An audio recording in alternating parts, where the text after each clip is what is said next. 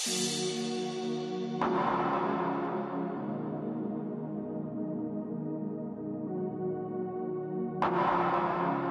nom merveilleux Jésus. Et quand tu as Jésus, quand tu as le Fils de Dieu avec toi, tu es dans la quiétude, tu es dans la paix, tu es dans la tranquillité. Et tu manifestes réellement ta capacité à vaincre, à triompher. Voilà pourquoi l'Éternel Dieu nous appelle des plus que vainqueurs. Et la parole de Dieu est infaillible. Et la parole de Dieu a la capacité à restaurer et à te donner la grâce de vivre ce que tu ne pouvais pas vivre. Mais c'est seule la parole de Dieu qui peut le faire. Parce que la présence de Dieu, comme on a dit, la présence de Dieu, parce que Dieu était avec lui. Parce que la présence de Dieu est avec nous. Et je prie que cette présence soit manifeste continuellement dans nos vies, dans tous les domaines. Et que nous puissions vivre continuellement les bienfaits de cette présence. À partir d'aujourd'hui, jusqu'à ce que réellement nous quittons cette terre, que cette présence de Dieu puisse vraiment être toujours avec nous. Car on dit, car Dieu était avec lui. Que Dieu soit avec toi ce matin. Que Dieu soit avec toi ce matin, mon frère. Que Dieu soit avec toi ce matin, ma soeur. Que Dieu t'aimait à des belles œuvres. Chaque année, il y a des belles œuvres.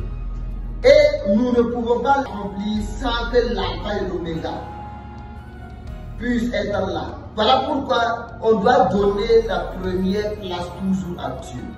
On doit toujours faire confiance en Dieu et non confiance à notre propre force.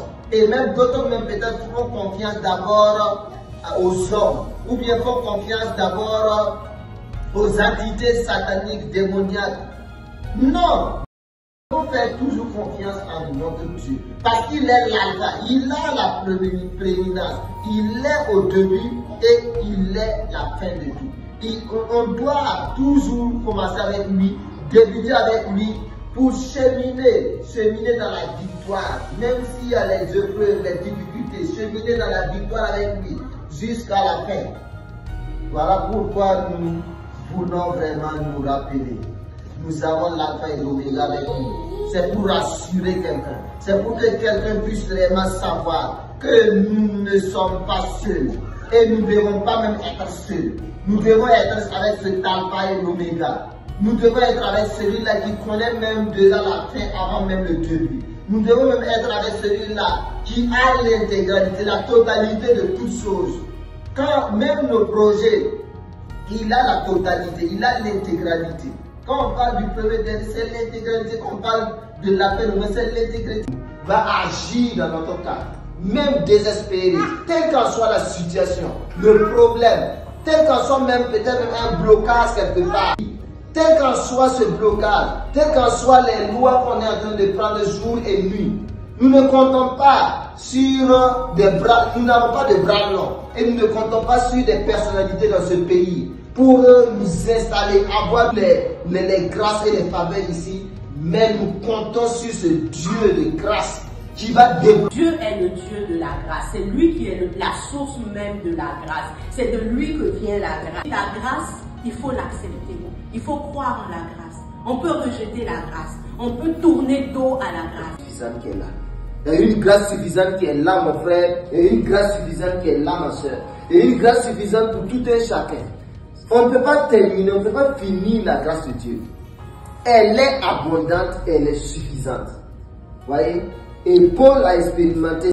Cette grâce suffisante-là va au-delà de nos oppositions, de nos adversaires, va au-delà des situations désastreuses ou va au-delà des situations honteuses que nous faisons face.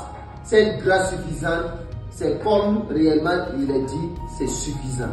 C'est une grâce qui te permet de surmonter. C'est une grâce qui te permet d'aller de gloire en gloire. C'est une grâce qui te permet d'avancer. C'est une grâce qui te permet de ne pas reculer. C'est une grâce qui te permet de ne pas t'asseoir au niveau des sentiers battus. C'est une grâce qui te donne même l'audace, le courage d'avancer, de persévérer même. Cette situation a permis à ce que Paul même puisse encore se fortifier et avancer. Donc ça veut dire que ça ne va pas tuer. Et cette situation que tu traverses, ça ne va pas te tuer. Ce n'est pas la parole d'un homme, c'est la parole de Dieu qu'on a lue. Paul a traversé une situation et cette situation ne l'a pas tué. Toi aussi, tu vas traverser cette situation que tu es en train de vivre présentement et cela aussi ne va pas te tuer au nom de Jésus.